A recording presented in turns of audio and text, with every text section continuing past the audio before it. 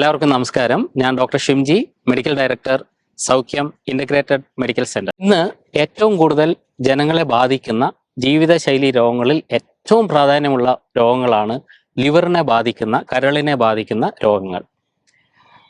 ഒരുപക്ഷെ കരള് ശരീരത്തിലെ ഏറ്റവും വലിയ രണ്ടാമത്തെ അവയവമാണ്. അത് വളരെയധികം കെമിക്കൽ റിയാക്ഷൻസ്, രാസപ്രവർത്തനങ്ങളെ 500-ലധികം രാസപ്രവർത്തനങ്ങളെ ശരീരത്തിൽ നിയന്ത്രിക്കുന്ന ഒരു അവയവം കൂടിയാണ്. അതുകൂടാതെ തന്നെ നമ്മുടെ ശരീരത്തിലേക്ക് കയറുന്ന വിഷപദാർത്ഥങ്ങളെ പുറത്തേക്ക് തള്ളാൻ വേണ്ടിയും, മരുന്നുകളിൽ അടങ്ങിയ വിഷപദാർത്ഥങ്ങളെ പുറത്തേക്ക് തള്ളാൻ വേണ്ടിയും, ഹോർമോണുകളിൽ അടങ്ങിയിട്ടുള്ള ടോക്സിൻസിനെ വെളിയിൽ തള്ളാൻ വേണ്ടിയൊക്കെ നമ്മളെ സഹായിക്കുന്ന ഒരു അവയവം കൂടിയാണ് ഈ ലിവർ. മെറ്റബോളിസത്തിന്, ശരീരത്തിനകത്ത് നടക്കുന്ന ഉപാപചയ പ്രവർത്തനങ്ങളെ മുഴുവൻ നിയന്ത്രിക്കാനുള്ള കഴിവും ഈ പറയുന്ന ലിവറിനുണ്ട്. അതുപോലെ തന്നെ ഫാറ്റിൻ്റെ ഉപാപചയത്തിനെ സ്വാധീനിക്കാനുള്ള കഴിവ്, വൈറ്റാമിൻ ഡിയെ ആക്റ്റീവ് ഫോമിലേക്ക് മാറ്റാനുള്ള കഴിവ്, ഇങ്ങനെ പല പല ശരീരധർമ്മ പ്രവർത്തനങ്ങൾ നടത്തുന്നതാണ് ലിവർ. അതുകൊണ്ട് തന്നെ ലിവറിനെ ബാധിക്കുന്ന ഏത് രോഗവും നമ്മുടെ ശരീരത്തിന് മുഴുവനായ ആരോഗ്യത്തെ ബാധിച്ചേക്കാം. പലപ്പോഴും നമ്മൾ ശരീരത്തിൽ ലിവറിന് വരുന്ന രോഗം കൊണ്ട് ഉണ്ടാകുന്ന സൂചനകളെയും ലക്ഷണങ്ങളെയും ശ്രദ്ധിക്കാറേയില്ല. എൻ്റെ ക്ലിനിക്കിലേക്ക് തന്നെ പലപ്പോഴും രോഗങ്ങളായിട്ട് വരുന്ന ആൾക്കാർ പറയാറുള്ളത്, ഡോക്ടറെ ലിവറിൽ ഫാറ്റി ലിവർ ഉണ്ട്, നമ്മൾ അൾട്രാസൗണ്ട് നോക്കുമ്പോഴേക്ക് ഫാറ്റി ലിവർ ഉണ്ട്, SGOT SGPT എലിവേറ്റഡ് ആണ്, പക്ഷെ എനിക്ക് വേറെ പ്രശ്നങ്ങളൊന്നും അതുകൊണ്ട് ഇല്ല. അതുകൊണ്ട് തന്നെ പലപ്പോഴും പലരും ഈ പറയുന്ന ലിവർ കാണിച്ചു തരുന്ന ലക്ഷണങ്ങളെയും സൂചനകളെയും മൈൻഡ് ചെയ്യാറേയില്ല. അപ്പം അതുകൊണ്ട് തന്നെ ക്രമേണ ഇത് കോംപ്ലിക്കേഷനിലേക്ക് പോവുകയും അങ്ങനെ ഉണ്ടാക്കുന്ന രോഗങ്ങൾ നമ്മുടെ ജീവനെ തന്നെ മുൾമുനയിൽ നിർത്തുന്ന ഒരവസ്ഥയിലേക്ക് വരികയും ചെയ്യും. അതുകൊണ്ട് തന്നെയാണ് ഏറ്റവും കൂടുതൽ ലിവർ കാണിച്ചു തരുന്ന ലക്ഷണങ്ങളെ മനസ്സിലാക്കി ആ പ്രശ്നങ്ങളെ സോൾവ് ചെയ്ത് കഴിഞ്ഞാൽ, ആദ്യകാലത്ത് തന്നെ അതിനെ തിരുത്താൻ വേണ്ടി കഴിഞ്ഞാൽ, പലപ്പോഴും നമുക്ക് പിന്നീട് കാണേണ്ടി വരുന്ന ഏറ്റവും കോംപ്ലിക്കേറ്റഡ് ആയിട്ടുള്ള പല രോഗങ്ങളിലും നമുക്ക് മറികടക്കാൻ വേണ്ടി സാധിക്കും. ഇത്തരത്തിൽ പ്രശ്നങ്ങളുണ്ട് എന്ന് ലിവർ നമ്മുടെ ശരീരത്തിലേക്ക് കാണിച്ചു തരുന്ന ലക്ഷണങ്ങളെ കുറിച്ചാണ് ഇന്ന് നമ്മൾ സംസാരിക്കുന്നത്. സൂചനകളും ലക്ഷണങ്ങളും. അതിൽ ഏറ്റവും പ്രധാനപ്പെട്ട കാര്യം സാന്തലാസ്മ എന്ന് പറയുന്ന ഒരു കണ്ടീഷനാണ്. എന്താണ് ഈ സാന്തലാസ്മ? ഒരു പക്ഷെ നമ്മൾ പലരും നോട്ടീസ് ചെയ്തിട്ടുണ്ടാവും, ചിലരുടെയൊക്കെ കണ്ണിൻ്റെ ഭാഗത്തായിട്ട് മഞ്ഞ നിറമുള്ള ഫാറ്റ് ഡിപ്പോസിറ്റ് വന്നിട്ടുണ്ടാവും. അത് എന്താണെന്ന് പലരും സംശയത്തോടെ നോക്കാറുമുണ്ട്. അത് ലിവറിൻ്റെ ഡിസ്ഫങ്ഷൻ അല്ലെങ്കിൽ ലിവറിൻ്റെ പ്രവർത്തനക്ഷമത കുറയുന്നത് കൊണ്ട് വരുന്ന ഒരു പ്രശ്നമാണ്. നമുക്കറിയാം, നമ്മുടെ ചെറുകുടലിൽ വെച്ചിട്ടാണ് ഫാറ്റിൻ്റെ ഉപാപചയം നടത്തേണ്ടത്. ഇതിൻ്റെ കൃത്യമായ ഉപാപചയം നടത്തുന്നത് ലിവറിലും അതുപോലെ തന്നെ ഗോൾ ബ്ലാഡറിലും വെച്ച് ഉണ്ടാകുന്ന നമ്മുടെ പിത്തരസമാണ്, ബൈൽ ആണ്. ഈ ബൈലിൻ്റെ അളവിൽ വരുന്ന വ്യത്യാസങ്ങൾ തീർച്ചയായിട്ടും ഈ ദഹന വ്യവസ്ഥയിൽ അല്ലെങ്കിൽ ചെറുകുടലിൽ വെച്ച് നടക്കേണ്ട ഫാറ്റിൻ്റെ ഉപാപചയം തടസ്സപ്പെടുത്തുകയും അതുകൊണ്ട് തന്നെ ഈ പറയുന്ന കൊഴുപ്പ് ശരീരത്തിൻ്റെ ചില ഭാഗങ്ങളിൽ പോയി അടിഞ്ഞുകൂടുകയും ചെയ്യും. അത്തരത്തിൽ അടിഞ്ഞുകൂടുന്ന ഒരു പ്രശ്നമാണ് ഈ സാന്തലാസ്മ അല്ലെങ്കിൽ ഈ മഞ്ഞ നിറത്തിലുള്ള കൊഴുപ്പുകളുടെ കണികകൾ കണ്ണിൻ്റെ ചുറ്റുമായിട്ട് കാണുന്നത്. അതുകൊണ്ട് അത്തരം ലക്ഷണങ്ങൾ നമുക്ക് കാണുകയാണെങ്കിൽ നിർബന്ധമായും നിങ്ങൾ ആദ്യകാലത്തിൽ തന്നെ ലിവറിൻ്റെ ഫങ്ഷൻ ടെസ്റ്റ് ചെയ്യേണ്ടതാണ്. രണ്ടാമതായിട്ട് പൊതുവെ കാണുന്ന ഒരു ലക്ഷണമാണ്, ശരീരം കാണിക്കുന്ന ലക്ഷണമാണ് ഇച്ചിങ് അല്ലെങ്കിൽ ചൊറിച്ചൽ. പലപ്പോഴും പലരും പറയുന്ന ഒരു കംപ്ലൈൻറ്റ് വൈകുന്നേരങ്ങളിൽ പ്രത്യേകിച്ച് കൈകാലുകളിൽ വരുന്ന ചൊറിച്ചിലാണ്. അവിടെ പ്രത്യേകിച്ച് തിണർപ്പോ അങ്ങനെയുള്ള യാതൊരു അടയാളങ്ങളും ഉണ്ടാകാറില്ലെങ്കിലും ഈ പറയുന്ന തുടർച്ചയായിട്ടുണ്ടാവുന്ന ചൊറിച്ചലുകൾ നമ്മളെ അലോസരപ്പെടുത്താറുണ്ട്. പലപ്പോഴും ഇത് എന്തുകൊണ്ടാണ് എന്ന് നമ്മൾ ആശങ്കപ്പെടാറുമുണ്ട്. ഇങ്ങനെയുള്ള ലക്ഷണങ്ങൾ കാണിക്കുകയാണെങ്കിൽ, പ്രത്യേകിച്ച് നമ്മൾ കാണിക്കുന്ന പാമാർ പ്ലാന്റാർ സോറിയാസിസ് പോലെയുള്ള പ്രശ്നങ്ങൾ, ഇത്തരത്തിലുള്ള സോറിയാസിസ് ഒക്കെ വരികയാണെങ്കിൽ നിർബന്ധമായും നമ്മൾ ലിവർ ഫങ്ഷൻ ടെസ്റ്റ് ചെയ്ത് ലിവറിൻ്റെ ആരോഗ്യം പൂർണ്ണതയിലുണ്ട് എന്ന് ഉറപ്പുവരുത്തേണ്ടത് അത്യാവശ്യമാണ്.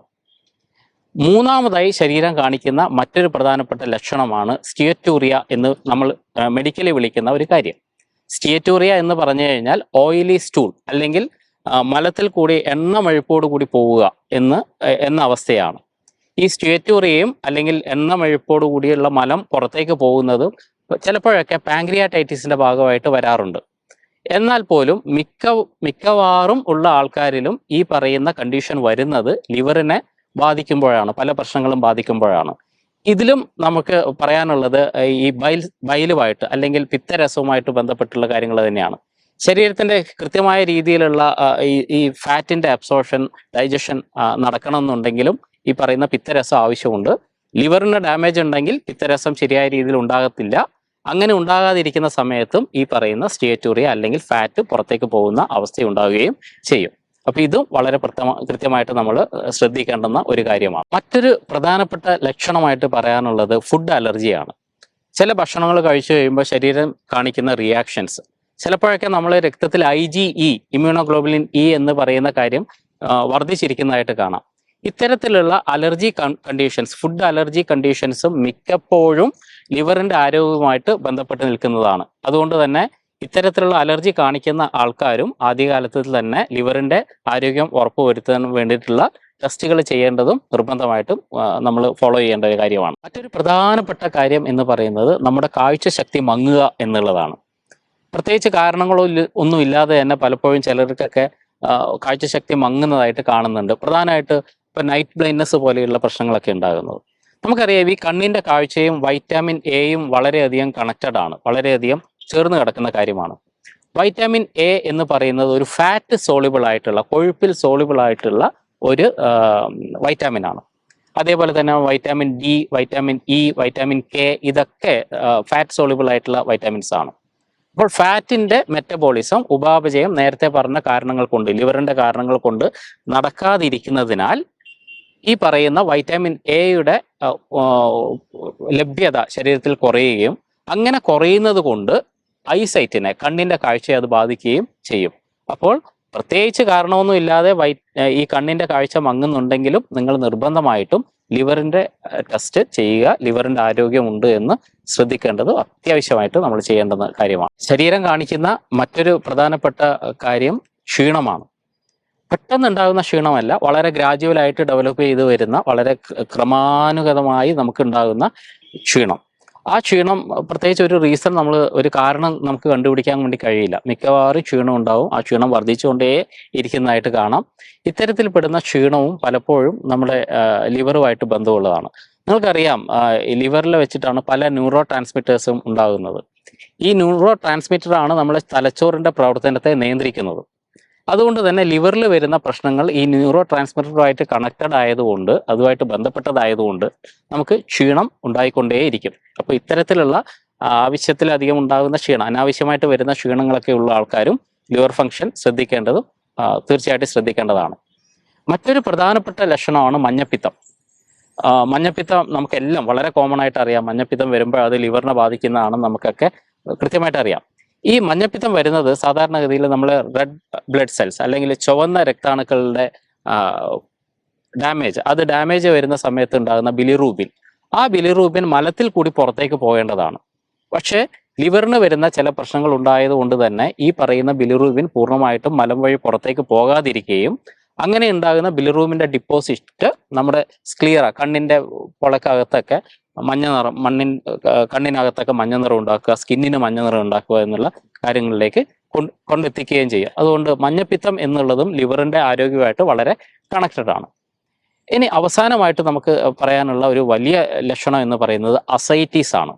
അസൈറ്റീസ് എന്ന് പറയുന്നത് പലപ്പോഴും മലയാളത്തിൽ നമ്മളതിനെ മഹോദരം എന്നാണ് വിളിക്കുക. വയറ് വീർത്ത് വരിക, വയറിൽ വെള്ളം കെട്ടി നിന്ന് വീർത്ത് വരിക.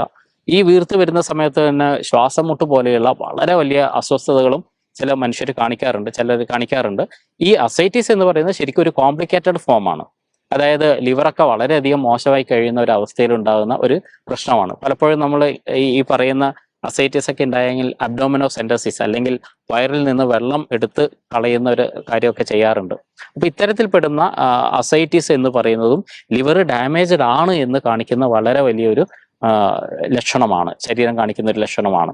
അപ്പൊ ഇത്തരത്തിലുള്ള ലക്ഷണങ്ങളെല്ലാം കാണിക്കുന്നുണ്ടെങ്കിൽ, ഏതെങ്കിലും ലക്ഷണങ്ങൾ കാണിക്കുന്നുണ്ടെങ്കിൽ അതിനെ അവഗണിക്കാതെ പരിപൂർണമായും ലിവറിന്റെ ആരോഗ്യം പൂർണ്ണ ആരോഗ്യത്തിലുണ്ട് എന്ന് ഉറപ്പുവരുത്താനുള്ള ടെസ്റ്റുകൾ ചെയ്യുക.